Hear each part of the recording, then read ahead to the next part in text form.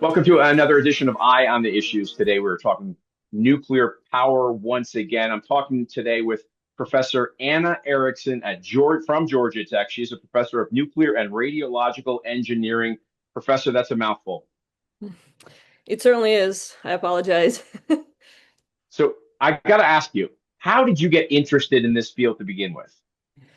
Well, first of all, thank you for inviting me to your program. I'm excited to be here and talk about nuclear issues. And just like a lot of people, I am a child of post-Chernobyl time, meaning that my youth came to the time when Chernobyl was on everybody's mind. And one of the things that I grew up with is this desire to embrace this incredible source of energy, but at the same time, make sure that it continues being safe and secure and being useful to the human beings.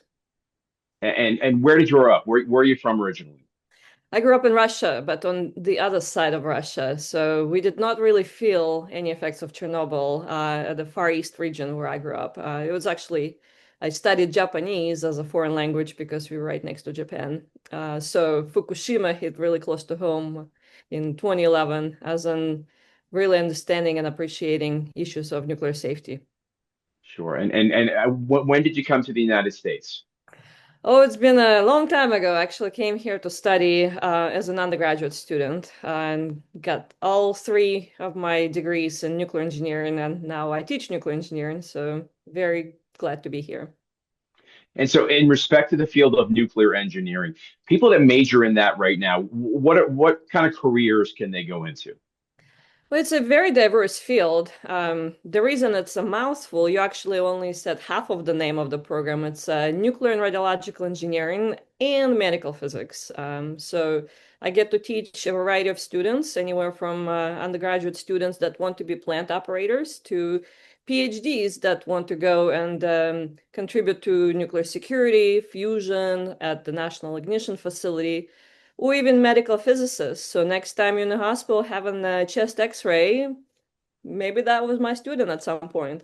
So we train people to become nuclear experts in a variety of disciplines. And I should also mention, of course, space power and even detection technology that we use when we do oil explorations. Did you know you use nuclear sources when we explore for oil? That's actually a very good field of application for nuclear. So there are lots of careers. That's very interesting. Let's talk about the development of nuclear energy and the nuclear power plants through the last 50 years, if we can. And what are your thoughts on how things have changed since, for example, a nuclear power plant that was developed in the 70s? Well, things have changed tremendously since the 70s. Actually, if we want to go into the original designs, we got to go back into 50s and 60s, right? So back in the day, there were lots of nuclear plant constructions, and a lot of them actually being modeled today. For example, sodium power plants, uh, they are dating back to 50s and 60s with our experience, and they actually operated fairly well. But a lot of things happened since then. For example, the US decided that the preference will be towards light water reactor technology. That's what we have today. We have about 94 units operating around the country in over 30 states. So we know this technology really well. But again, looking at the milestones, 1979, 3 Mile Island happened. Now, nobody died. However, this was a wake-up call to the industry saying that we need to regulate it and we need to be harsher with regard to possible accidents or mishaps.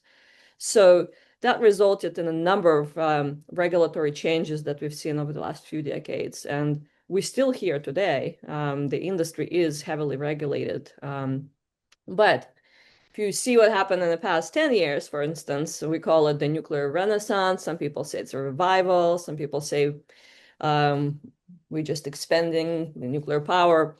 So quite a few startups appeared, right? And they all looking at something that's called SMR, small modular reactors.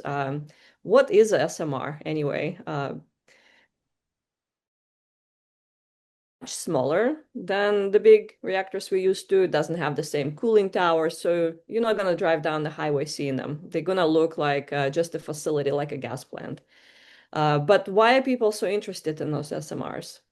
Because they are flexible and they provide an opportunity to scale down in terms of both economical and potentially safety considerations. So I'd say there are about 20 plus companies right now looking at SMRs. And in Wyoming, I hear there's an exciting development. TerraPower is actually building one. It's a non-nuclear construction right now with the hope that it will expand into nuclear. So, Professor, from an energy standpoint, what would a plant like that, the one that's currently being developed in Kemmerer, Wyoming, a small modular reactor, natrium, what kind of energy would that kick out in terms of powering homes in a community there's not a small city out there because you're in the middle of nowhere, Wyoming almost, but what kind of power could it kick out? That's a great question. Before we get to the natrium, let's look at Vogel.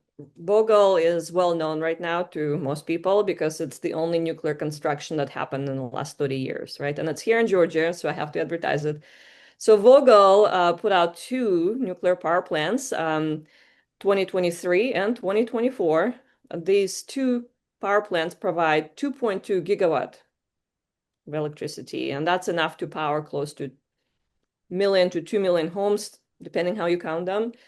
But how much energy really is it, right? If you look at some recent projections for data centers, right? We need data centers to power the AI generators. And everybody's using AI nowadays. I hear nobody's using libraries to search for things. We Google them or we use AI.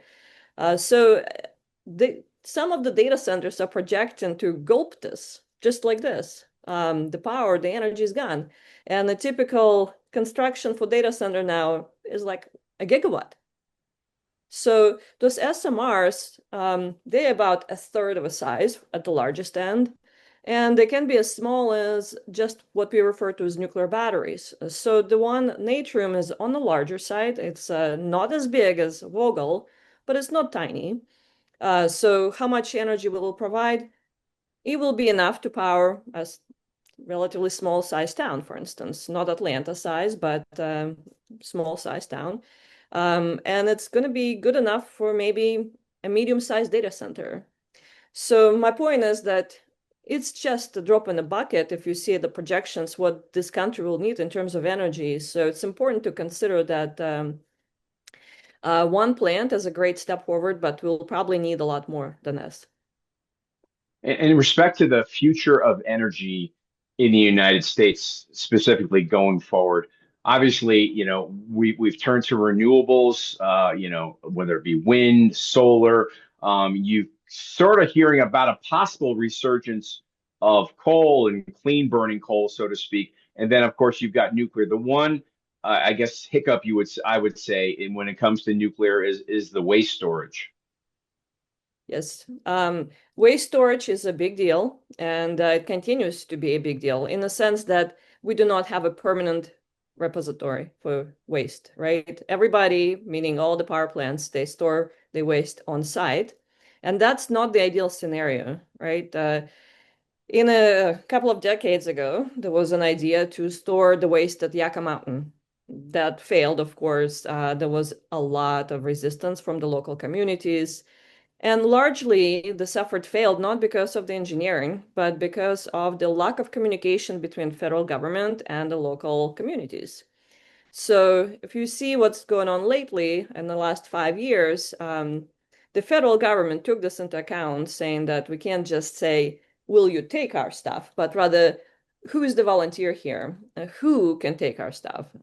So they launched something called consent-based siting. So for right now, it's for interim storage and possibly for permanent storage in the future. So consent-based siting is exploring various sites and states to volunteer to be host of spent nuclear fuel instead of forcing them to take it.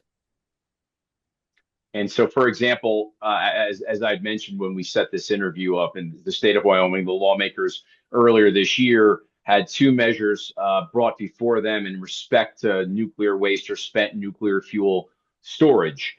And they didn't go anywhere this past session, but they're sure to come back up as we move forward. And of course, there's a Supreme Court case involving Texas. So we're going to hear more about that, I think, at the end of June. So in respect to if you were, let's say, a resident of Wyoming and you heard the possibility of a temporary storage location being within the state of Wyoming, what would the questions go through your mind, and what answers would you want to hear?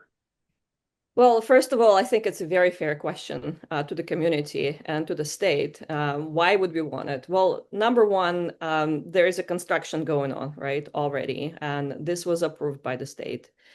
So the state is actively working with TerraPower on a Natrium reactor, which is great.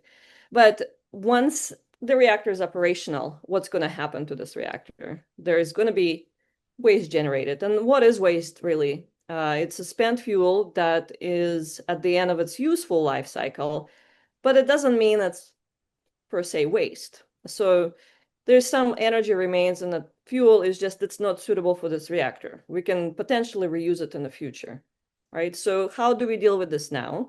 Currently, let's continue calling it waste, even though I kind of deflected a little bit. It continues being stored on site because, again, there's no repository that's centralized. So what does it look like when it's stored on site? The spent nuclear fuel first has to go in the cooling pools. Sorry for the noise. The spent fuel pools is where it resides for about 5 years. So it needs to cool. There's some radioactive nuclides that will die off, and then it can be handled and placed into a canister. That canister then goes into something that's called another outer canister, right? So usually there are two of them, and it's placed outside of the reactor, still in the safety and security zone. And right now, that's where it remains. So the bill that was introduced, HB 16, right, in the House, and also the Senate file that was introduced, 186, I believe, they actually looking at the siting problem of this spent nuclear fuel. Can Natrium even store the fuel on site? Because right now, if you look at the regulations at the state level, there's really no way to do this without additional legislature, right? We can talk more about it in the dorky details if you'd like, but there's really, it's a very difficult process to do it at the state level. And the two bills that were introduced, as you mentioned, that they did not pass, even though the Senate file did cross it into the House, it died in the House. They would actually create a pathway that gives more predictability for the company, gives the company an opportunity to actually better estimate the expenses as well as timeline associated with the spent fuel storage. So my point is, just because the bills did not pass does not mean that it can't happen. There's a pathway to do this. It's just lengthier and more uncertain pathway. Got it. Understood.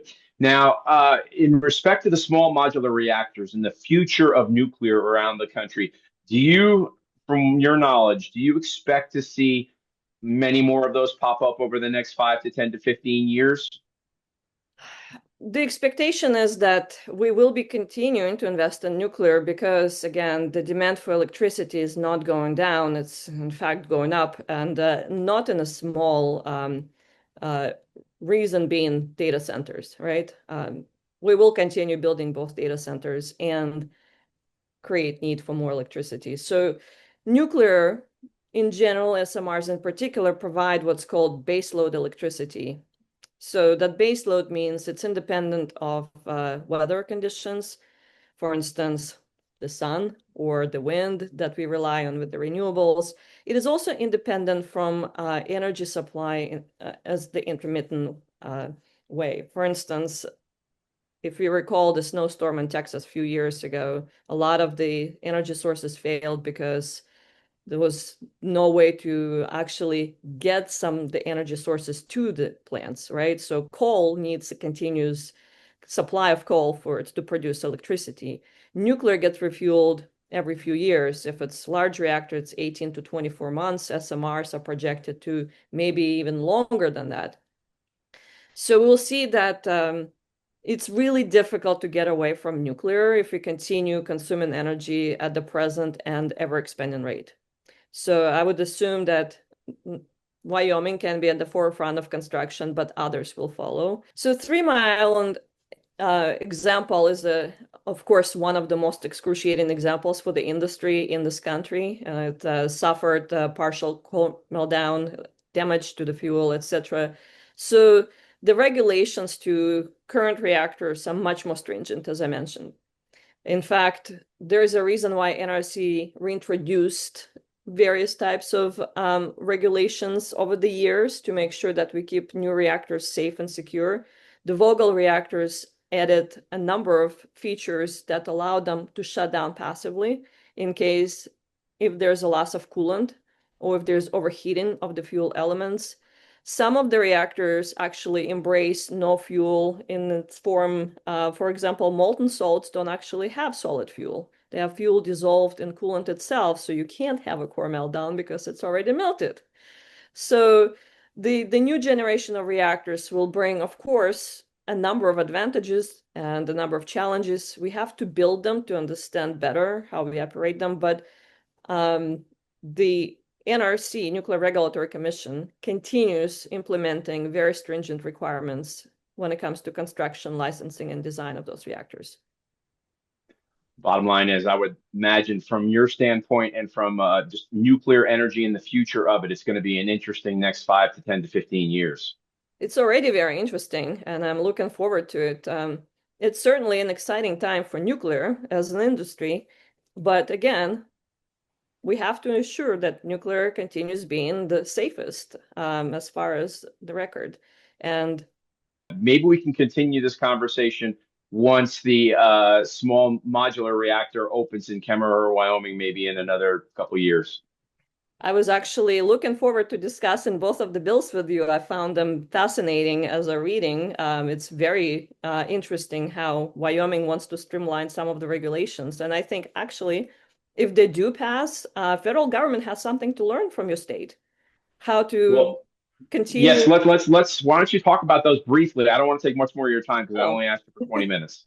Well, I find it very interesting that, as I mentioned, Wyoming already has something in place to regulate that, but it's very much in line with federal government, with NRC. NRC uses something we call 10 CFR 72, which regulates spent fuel and licensing associated with that. So if you look at Wyoming, there is actually under the DEQ, Department of Environmental Quality, right? Section, I think it was 35. This new Article 22, those two bills introduce a new article, by the way, so it's a brand new blank slate, would actually add on to already existing articles, Article 15, 20, and 21, which all have to do with nuclear, both commercial nuclear, but also handling of spent nuclear fuel. It's taken the best out of three and creating something really different. Now, they took very different approaches, the House and the Senate. It was fascinating to read those two because one of them, House, is more broad. It's like, well, let's open it up to any power plant around the country. We can talk about your spent fuel. But Senate took a more conservative, I would say, approach, saying only construction here within the state will be fallen under this Article 22. So, however, part of the problem with introducing those type of articles, right? It's very technical and they have a lot of good, interesting details. But from reading the press, I don't think they connected with the communities at all on this issue, right? And this is always what we see with nuclear. You cannot not talk to the stakeholders. And who are the stakeholders? It's your local communities, it's the tribes that will be affected. So where's this connection? And of course, as you've seen, as you sent me a couple of links to read, the backlash was huge. And of course, the Article 22 became the hot potato that nobody wants to touch now. So what's going to happen? Hopefully we'll see it back in 2026. And certainly I'll be keeping an eye on it now that it piqued my curiosity here. But in 2026, they don't have a lot of time. The legislative session is only 40 days, right? Same as in a lot of other states. So they better get prepared and get serious about getting those communities engaged. And one thing, again, I should recommend, look into what the federal government is doing with consent-based siting.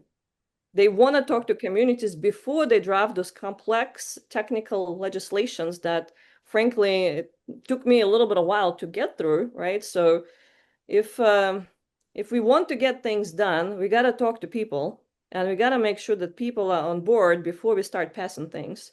So I'll leave it there for now, but certainly 2026 come if you want to reconnect and chat about this again, I'll be happy to join you. We will, Professor, for sure. And yeah, the bottom line is, as to what you were just referring to, communicating with the people that live in these communities is key. And I know some other countries around the world have done an effective job on that, a much better job than we have, and that Yes. needs to change in this country. Sweden in particular. Yes, exactly. All right, Professor, thanks so much. I appreciate your Very time. much. Thanks for having me.